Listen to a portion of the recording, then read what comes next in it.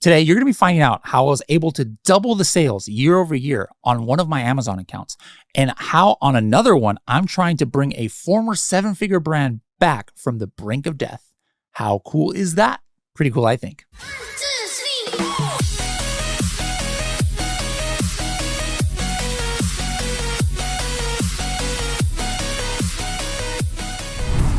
Hello, everybody, and welcome to another episode of the Serious Sellers Podcast by Helium 10. I'm your host, Bradley Sutton, and this is the show that's a completely BS-free, organic conversation about serious strategies for serious sellers of any level in the e-commerce world. And today, the serious seller guest we have is yours truly, all right? So I'm not going to interview myself and talk to myself like I do normally, make you guys scared I'm talking to myself in the third person or anything like that. But I'm just going to do a solo episode about my Amazon journey and what I've been working on, all right? Because remember, Serious Sellers Podcast nowadays is not about service providers, not about agencies.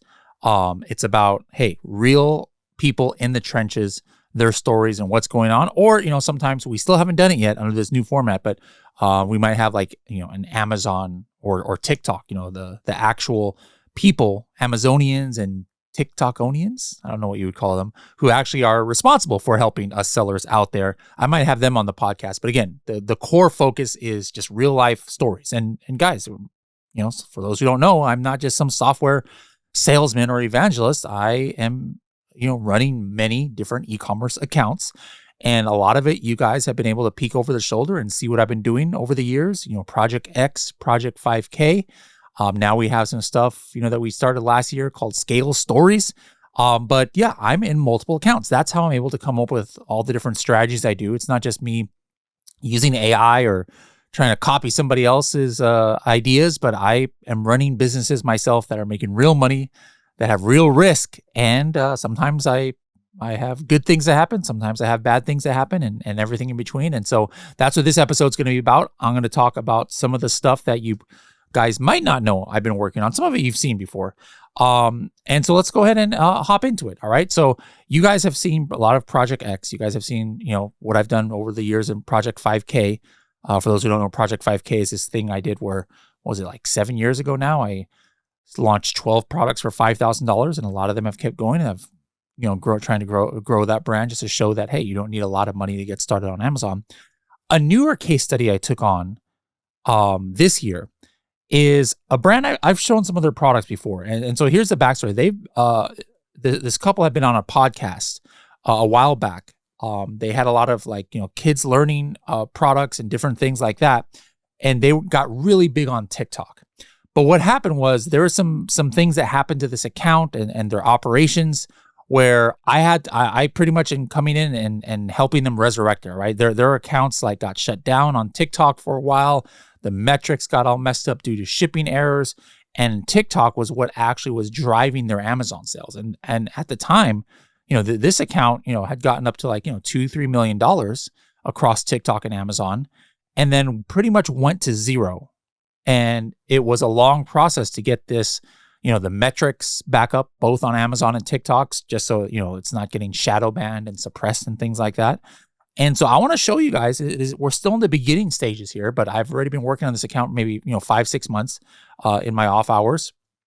And I want to show you how you can resurrect a brand that has had a catastrophic event happen to it, right? And where you're almost starting from scratch.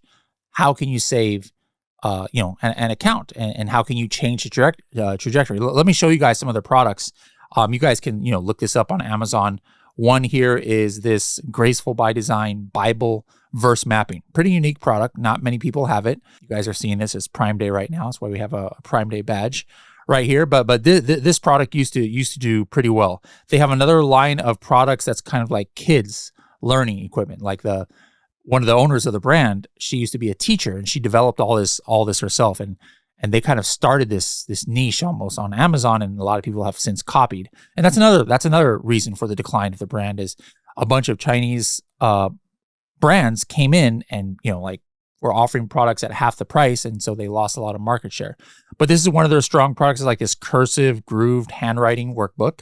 Anybody looking for back to school stuff, this would be a good product for you guys to have for your kids. And so this is another line of product that they had, and then There's some other products that they were selling mainly on TikTok that were completely dead on Amazon. Never had really sold that well on Amazon.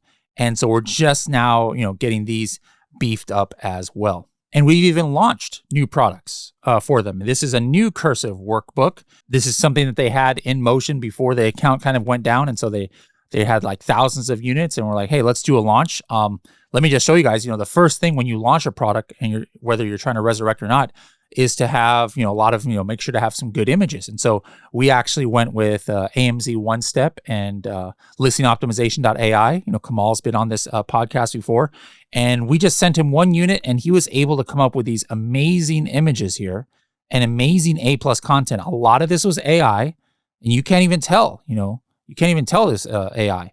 And really great looking premium A+ content here. And let me show you guys something that's important. And this is, again, I'm talking to this. I don't get affiliate commission from Kamal's companies or anything. I'm just saying this is what sellers should be using. When Kamal made this image, he gave us some options for some of the main images. And so what are you supposed to do? You need to run these tests in Helium 10 Audience or PickFu. PickFu is Helium 10 Audience. Audience is PickFu. And be able to make sure you are choosing the most optimized main image. Let me show you guys the ones I had. So I put something into Helium 10 Audience /PickFu, and I said, hey, if you were looking for a grooved cursive workbook for your kids, which image makes you want to click it the most? And I think I chose prime audience and people with kids or something like that, or parents, as the audience modifiers.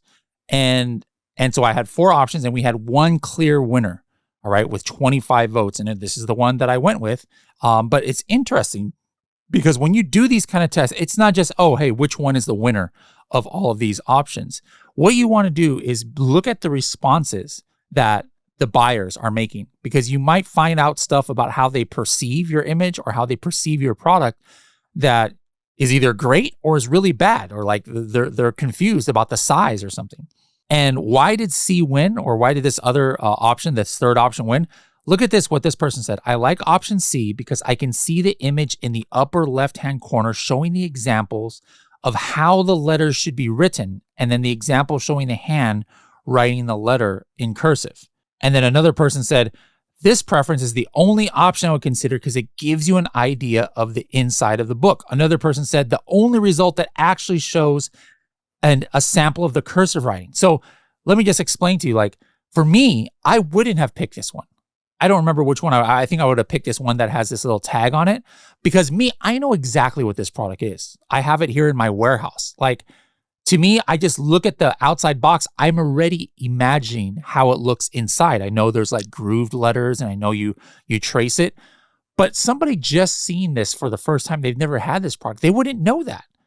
So you see how, as a brand owner or somebody who's managing a brand, you could have a completely different point of view about how others perceive your images. And what's the best image to you is not necessarily the best image for your target market. And so as you can see from these options, this one that won is the only one that showed like the inside of the book and actually somebody's handwriting, on it, so that they can have an idea of how this product works. These other ones, it just shows, the very, very nice outside packaging and the components of what it has. But this is like a game changer for the people who might not have even clicked on this because they don't even know what the product is just based on the outside. So again, this is just one of the, a few of the many reasons why you should always run Helium 10 Audience before you choose your main image. Now, just to show you the power of this account before and kind of like how it was working, I'm looking at Helium 10 profits here to look at the P&L of January of 2025 to May, the end of May 2025. And across all platforms, just in that short period of time, $1.5 million. And this is like the off season. A lot of these products work really well. But you can see here, it was $1 million just in those 5 months alone on TikTok. All right. Now, let me just tell you guys right now, that was what drove the sales of Amazon. So they didn't have to invest too much in advertising and a lot of SEO and things on Amazon because they were getting so much halo effect from Amazon. I mean, that's crazy. Like $1 million on TikTok, and it drove about $500,000 of sales on Amazon. All right. So this is what the account was in its heyday. It was going crazy last year. Now, the end of last year is when the catastrophe hit the accounts and everything got messed up, right? And so what happened the first 5 months of this year, including, I started working on it towards the beginning of the year. Now, looking at their advertising on Amazon from that time period of January of last year to May, the numbers weren't great. Actually, I'm not sure if they were using Helium 10 ads at the time, but look at the ACOS, 50% ACOS, and Tacos was at 17%, not terrible. They spent about $75,000 in advertising, but 50% ACOS, not exactly great, especially considering how much of their sales were actually coming from TikTok. Now, fast forward a year, all right, I started working on the account towards the beginning of the year and started trying to resurrect it. The last part of last year was just trying to get the account status back up. And take a look. Remember, they had 1.5 million of sales across both platforms from January to May of last year. What about this year? $100,000, less than 1/10 of what it was. Remember, TikTok was $1 million. How about this year? So remember, from January to May of last year, $1.5 million. Well, fast forward to this year. This is when I started working on it. Towards the end of the last year, I was trying to clean up the account, get all their blocks removed, and try to get Amazon working autonomously instead of relying on TikTok. And so January and February was just kind of like a transition phase, and it wasn't that great. But remember, January to May of last year, 1.5 million. What about just January and February of this year? Oh, I mean, I think, what, 300 grand, 400 grand? $100,000 only. Sales went down from January to February. Remember how TikTok was $1 million in 5 months? What about last year? What about the first 2 months of this year? $30,000. Like the TikTok went completely down. There's multiple reasons. The main thing was the account got messed up, but then also they couldn't afford to just throw a bunch of money to TikTok. There's a lot of, there was some cash flow issues because of inventory. They had so much inventory. They're like, no, we can't just be sending out thousands of samples and spending all this money on GMV Max ads. And plus the TikTok, it wasn't profitable anymore because TikTok, the metrics messed up the account, right? So look at this. You can see that Amazon now is struggling to work on its own. $70,000 worth of sales in 2 months, as opposed to 500,000 in 6 months. But remember how TikTok was double what Amazon was? Now look at it. TikTok is half of what Amazon was. So a lot of this Amazon is working on its own. So how about the advertising? Well, look at January and February of advertising. The ACOS was even worse. It was 63% ACOS. That's not good under any stretch of the imagination. 32% Tacos when I got into this account. All right, in the first part of this year. And they spent $20,000, only got $37,000 for the sale. So on the Amazon side, things were really not looking good at the beginning of the year. And when I hopped into this. So what are the things that I started working on? Everything, in my opinion, starts with advertising and getting that under control. It's the biggest lever you have. And that's why I'm wearing my Atomic shirt and my hat that looks like it has the Atomic logo, because that's kind of like the backbone of everything I was doing and I'm going to be doing and continuing to do to turn this account around. So the first thing I did was I went in and did keyword harvesting rules. All right. Their ads were like all over the place. Oh my goodness. When I hopped in there, they had campaigns that had like 400 targets in there, which is, in my opinion, not ideal unless you got like a $3,000 daily budget. You got unlimited, ridiculously high targets. It's not optimized to have 400 targets. And so what I started doing is I started splitting these campaigns up. So if they had an exact match campaign with 300 targets, I was like, all right, let me take out all the bad stuff. That's obviously the first thing I did was I audited the account. Let me show you guys how I did that. I went into the analytics, right?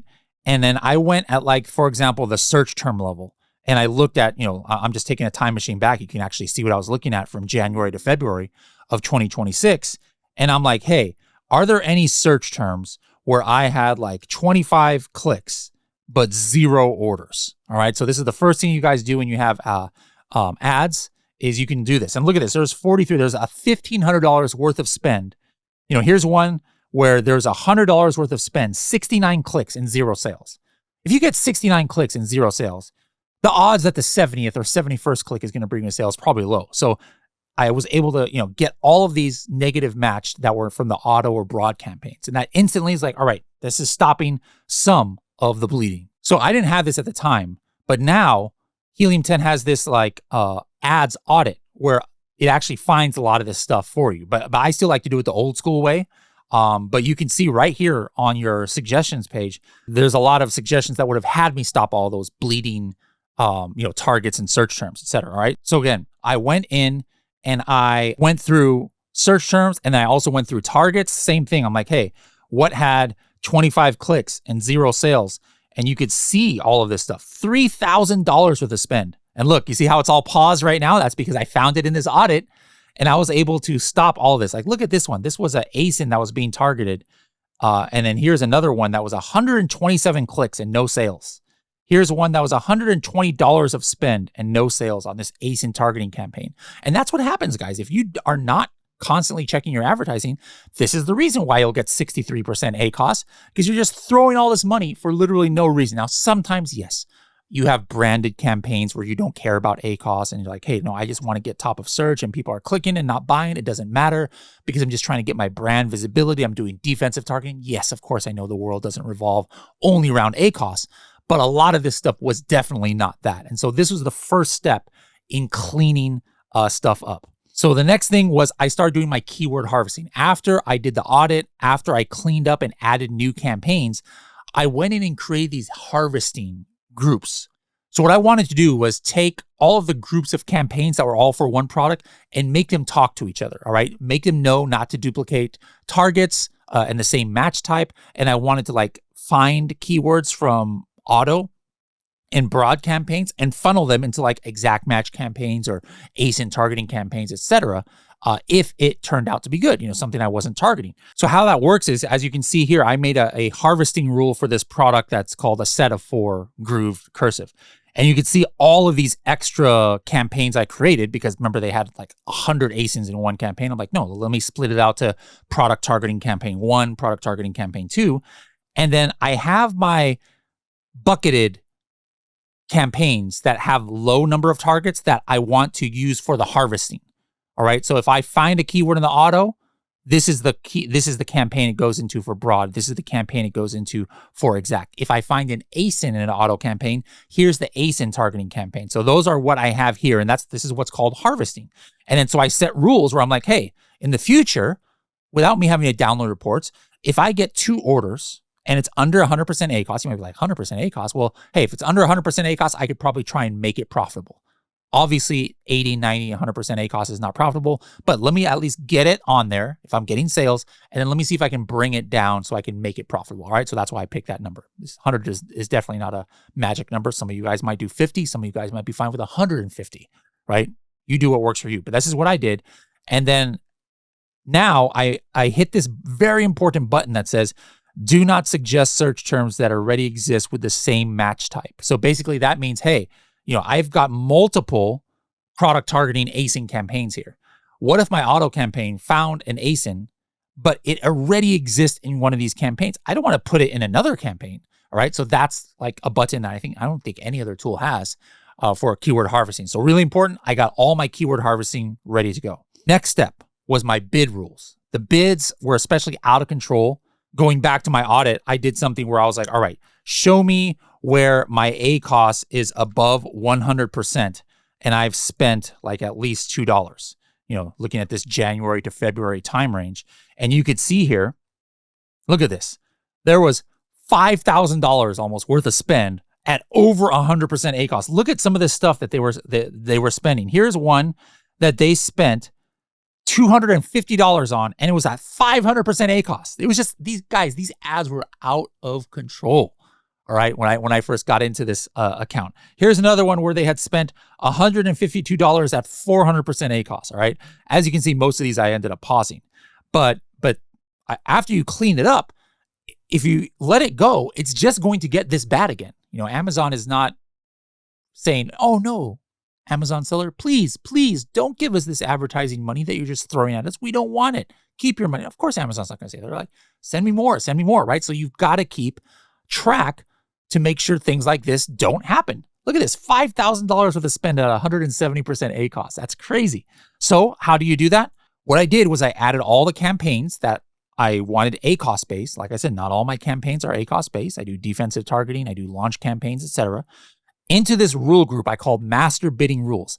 And then I just set all of these criteria so that Helium 10 is going to check for me week by week. Actually, this one is a higher spend account, so I have it checking every 3-4 days.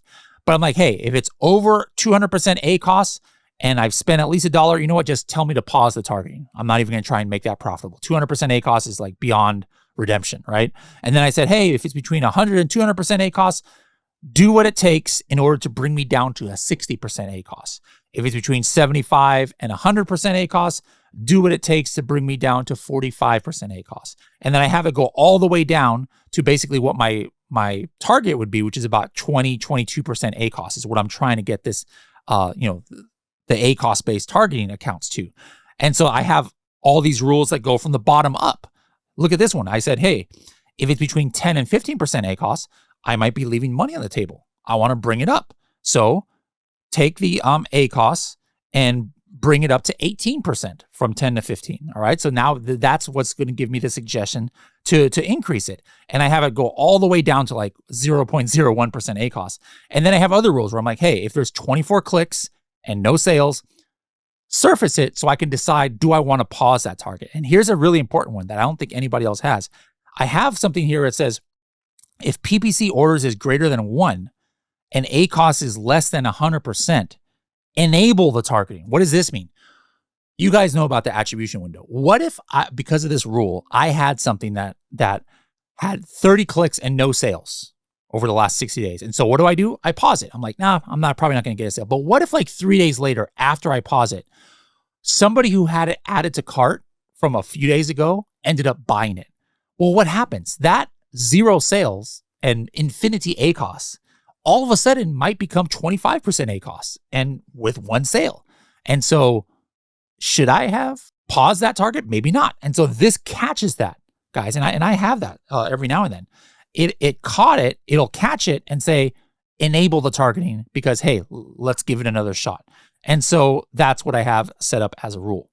The next thing I did was I noticed that they had some absolutely abysmal ACOS in the middle of the night and at different times of day. I did that through this Dayparting that Helium 10 has. And you can't do this on your own Seller Central, but you can do it if you have tools like Helium 10, where I saw they were spending hundreds of dollars from like the night, like midnight to 4 a.m. And it's probably people sitting in their bed, like browsing, looking for stuff for their kids. And they're just like clicking stuff, but they don't buy it. They're just trying to go to sleep or something, right? And you'll get weird pockets of the day like this. And so since there was a clear thing, I set up this rule where I'm like, you know what? During this midnight to 4 a.m., decrease the bid 40%. I don't want to just turn off the ads altogether. I could have done that. I want people to see my brand, but I don't want to pay all this money for these terrible clicks. And so now you can see the ACOS is still high, in the middle of the night. Look at this, 100% ACOS. But look, I only spent at 2 a.m. $45. This used to be $300 they were spending in the middle of the night. So this is something that brought down also all of, the overall ACOS and my profitability on this account because I did some Dayparting on this. Lastly, I told you guys that I did a lot of auditing using the Helium 10 search career performance tool, brand analytics. Right now I'm using the Helium 10 new MCP for it to even do it faster. But I wanted to find, hey, what were the keywords that they were getting sales from before in search career performance? But all of a sudden, for the last few months, they fell off the face of the earth. All right. So like with the MCP, it's really easy. I say, hey, show me keywords that from search career performance or advertising brought sales last year, but their keyword rank for sponsored and organic now is outside of the top 10. I can literally do that. Just send that as a prompt and it'll tell me. But I didn't have the MCP in this time, so I did all that manually.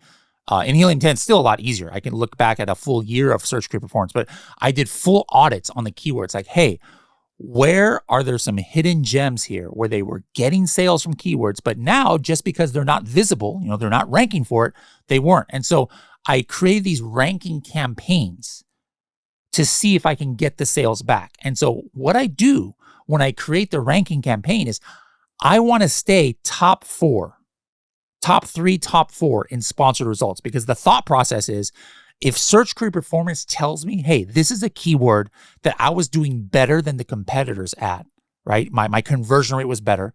I just have to be seen. And obviously, if I'm not ranking, the only way I can be seen is advertising, right? I need to be seen in sponsored ads, in advertising. And theoretically, I'm going to get a better conversion rate and I'm going to convert better than the competitors, right?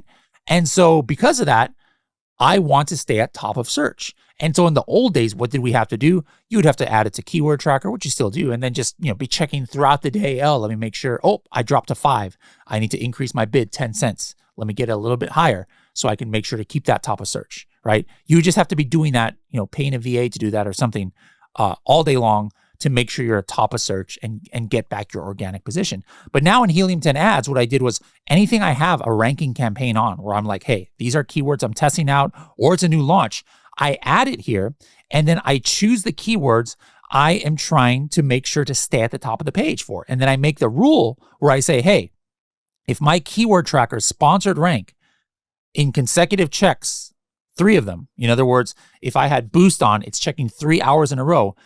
If my sponsored rank is greater than 5, meaning it's 6, 7, 8, 9, 10, which is towards the bottom of page 1, increase my bid by 15 cents. And this is going to happen automatically, or it suggests to me every day. And so now I don't have to guess. Like, especially I have tons of ranking campaigns happening.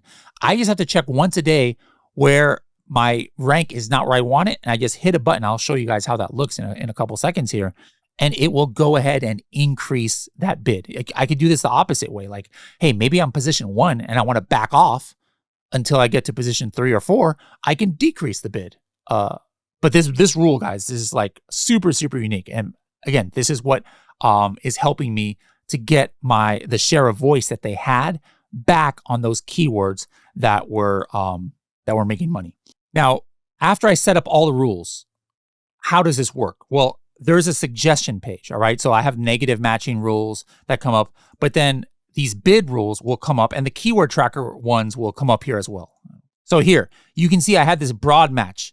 Over 200% ACOS, I spent $80. It's telling me, you know what? I should go ahead and pause this because like I'm not, per my rule I had set, I figured that I'm not going to be able to get this profitable. And so if I agree with it, I just hit the button and process it and it's done. All right. And I go through this every 4 days. It only takes me 15 minutes to go through their advertising on this account.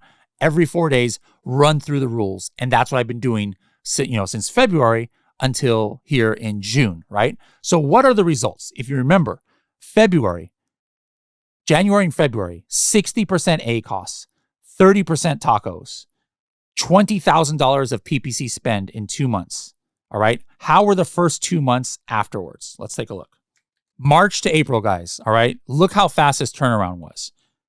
18% tacos, 40% ACOS. We dropped it by 20% ACOS in just 2 months. $10,000 of spend got $24,000 of PPC sales. Whereas before, they had to pay over double that just to get $35,000 worth of sales. And so this is the impact that going over the data correctly and doing all these things, not one of those things made this increase. Not just, let me pause this campaign here. It's everything working together. Doing that Dayparting, trying these new campaigns with new keywords that used to work, making these rules to bring the ACOS down, having a good negative matching campaign, having bid controls, pausing targets, enabling targets.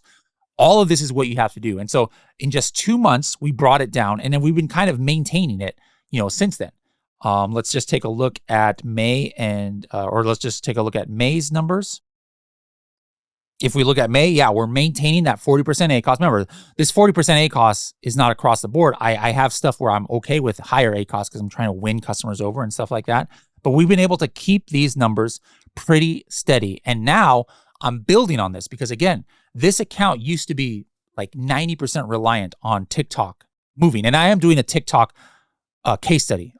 Josh Hadley and his team, Jerwin over there, has been helping out, trying to audit some stuff. And now we're looking into some others who are also helping out and joining in. So we're going to have a podcast dedicated to the revival on the TikTok side of this account. But I wanted this Amazon account to just be able to work good on its own.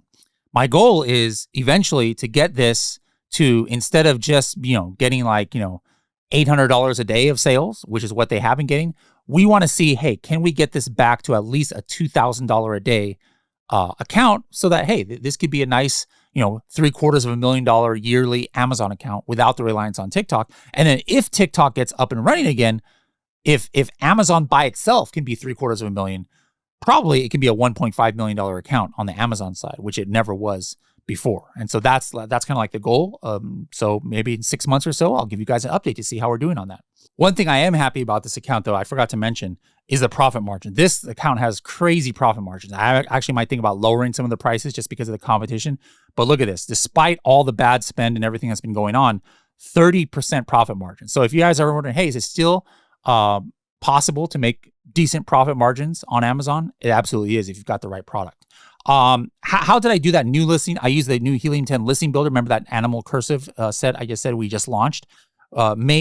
Made sure I did all of the keyword research where I brought in all of the search query performance. I brought in the brand analytics keywords. I brought in historical keywords, and then made my keyword bank of all of the phrases I wanted. And now I was able to get all of the main phrases in and all of the individual keywords that make up those phrases. And so that's how I was able to make a really well-optimized listing. And as you can see here, for that launch, I was able to get to page 1, even though this is new launch, for almost every single keyword that I was trying to rank for. Actually, yes, every single keyword here was able to get to page 1 using the Maldives honeymoon launch strategies that I talked about in episode 750. Now, another account you guys have maybe seen me work on over the years is the hemp cream and hemp roll-on account. Featured In Motion Hemp is the brand. They were in Scale Stories. Maybe you guys see on the screen here some shots from that series that we did where we're trying to double the sales or even quadruple the sales. And let me just tell you right away, we've already doubled the sales without even adding the new products. In Scale Stories, we had the plan where we're like, hey, we're going to come on with a foot cream or a foot roll-on. We're also going to do a non-hemp, pain reliever and add a couple other products. That's still in motion, but it takes like a year to get all that done and certifications and stuff.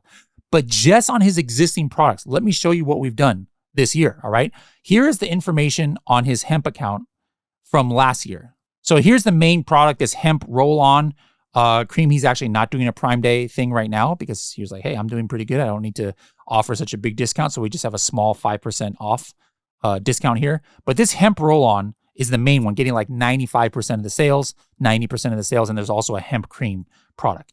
If we were looking at last year, January to the end of May of last year, gross sales on this account, $50,000. All right, $50,000 on this account, all right, which is not bad for just one product, right? That's a six-figure account for just one product. Who doesn't want a six-figure product? But now let's fast forward 1 year after we worked on it towards the end of last year, January 1 to May 31st, the same time period of this year, $106,000. So we've already doubled the sales on this account year over year without even adding any new products. All right. What were some of the things that we did in order to do that? One of the things, same thing, we had, again, AMZ One Step, listingoptimization.ai, get us all new images. All right. Here's one of the old images, I think. Nope, none of the old images are here. I used to actually be in the old images. I was a knee model for this brand. I guess you could see me putting it on my old knees here. But those images are gone now. These are all new images that AMZ One Step did. They also did new A+ content, as you guys can see here. Completely refresh the listing. Same thing as before. We use Helium 10 Audience in order to run a poll to see which image. We had different options from Kamal there. And so this is the image that worked. Let me explain to you the power of changing images, changing click-through rate. I didn't look at the click-through rate before this call. I did look at the conversion rate though. And what are the things on the listing that changed the conversion rate? We changed a copy of the listing. We changed the other images. As I showed you, we put the A+ content. Let me illustrate the power that this can have. So looking at January to May of 2025, he had a 20.39% conversion rate. And by the way, look at this. Page views, 7,600, 8,000 sessions, 20% conversion, which is actually pretty dang good. Let me show you what we changed that to. So we went from 7,600 page views to 13,000 page views. That's by improving the click-through rate because we changed the main image. But also it's because, I did a lot of auditing and made sure we're targeting all of the right keywords in advertising and keywords that maybe he wasn't targeting in the past. Again, looking at search query performance, looking at Helium 10's brand analytics, looking at historical Cerebra, what other, hemp roll-ons were doing. I was able to discover lots of new keywords. So first of all, we had a lot of page view increases. And obviously, even if the conversion rate stays the same, what does that mean? We're going to have a lot more sales, right? But take a look at this number. And you guys might think, oh, this is not even a big deal. The conversion rate went from 20.39% to 21.86%. Now you look at that, you're like 1% increase or 1 point whatever percent increase. Who cares about that? Right? Let me show it to you how big of an impact that had. I'm going to break out my calculator here. Let's just pretend that I didn't change anything on the page. I didn't change the copy. We didn't change those images with listingoptimization.ai. We didn't change the A+ content. His conversion rate stayed at, what did I say? 20.39%. But I did all the other stuff that brought us all these extra page views. What kind of sales at 20.39% would it have been? Watch this. I'm going to calculate out here 15,000 sessions and times it by 0.2039. That means instead of 3,297 sales, we would have had 3,075 at that 20.39%. Now, this product is $32. So by having this extra conversion rate of only 1 point something percent, that resulted in 221 more unit sales over this 6 months period or 5 month period. 221 units times this product costs $32. That is over $7,000, guys. He got $7,000 more of gross sales because he was able to improve the conversion rate just 1%. A lot of you guys can improve your conversion rate more than 1%. He already had pretty good images. His images were not trash. His listing was not trash. I had worked on it years ago. It just was stale for years. It was not terrible. So he, quote unquote, only got a 1.5 or whatever percent increase on the conversion rate. But imagine if you guys had something, or if he had a worse listing and he increased the conversion rate just 4%. It would have been a $25,000 increase in sales, guys, by increasing this 4%. All right. This is the kind of impact that working on your listing can have. But again, even with this increase in conversion rate, he wouldn't have increased $50,000 worth of sales if his page views and sessions stay the same. So it's a two-prong approach. We're trying to get more visibility out there on this product by getting more keyword coverage, by increasing the click-through rate, advertising more efficiently, etc. So that is what we've been working on this account. We're already at 2x year over year on a product that was already doing well. So good things to come on this. Everything that I had said about the advertising I was doing in that Groove Learning, Graceful by Design account, I also applied here on this account. And you can see if we were looking at January to May of last year, he spent $8,000 or $9,000 of sales to get $17,000, or $9,000 of advertising to get $17,000 of sales. 51% ACOS wasn't that great. And what did we increase that to? Well, now we got it down to 47% ACOS, which you might be like, hey, 47% ACOS, that's actually not that good. But remember, his subscribe and save on this is very good. He's got strong subscribe and save because this is a cream that and lotions and stuff that you would need over and over again, like every other month if you're a tennis player or something like that. And so we're willing to have higher ACOS because we know that we'll get these people on replenishment. But now his ACOS is down. We spent more in advertising, but look, we got almost $50,000 worth of sales from advertising. So we're making the advertising more efficient. So there we go, guys. Those are just 2 of the accounts I'm pretty much fully managing, where I'm like handling all the advertising and handling, inventory things, etc. And we have similar but different goals. On the one account, it's kind of like building it back up to be not reliable on TikTok and bringing it back from the brink of death. And maybe some of you guys out there have brands that are on the brink of death. Can they be brought back? Well, I'm hopefully showing you, some blueprints on it.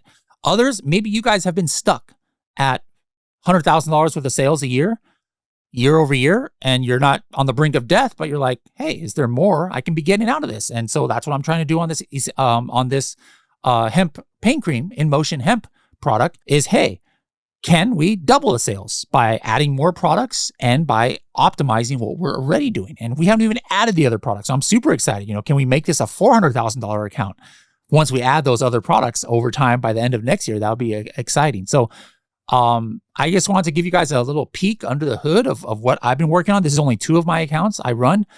I still have the Project X, I still have Project 5K, and there's other Scale Stories accounts I've been working on as well. So in a few months, I'll maybe do another, kind of like update episode to let you know what's been going on these other accounts. If you guys want to use Helium 10 ads, formerly known as Atomic, to be able to get some of these results, do a demo with Helium 10. Run it for a month. We give, I think, free trials in like the first month. Use the coupon code SSP20 to save 20% off the Diamond plan up to 6 months. Or just use code SSP10 to save 10% off for life with Helium 10. And you could try out every single thing, including the MCP that I was teasing. The MCP is going to be ready for Diamond probably next month sometime. Right now, it's only for elite members. But it'll go down to Diamond probably by middle of July. And you guys will be able to do every single thing I did. Like the stuff that I did, guys, it's not like, oh, I got some special access to Helium 10 and I was using some special unique thing. This is what any Helium 10 member can do using the same exact tools that I did in order to bring this Amazon only sales and double it and cut the ACOS in half almost on one account, and how I was able to double the sales on this hemp account year over year using these same tools that you guys have access to. So anyways, hope you guys found this interesting, and we'll see you in the next episode.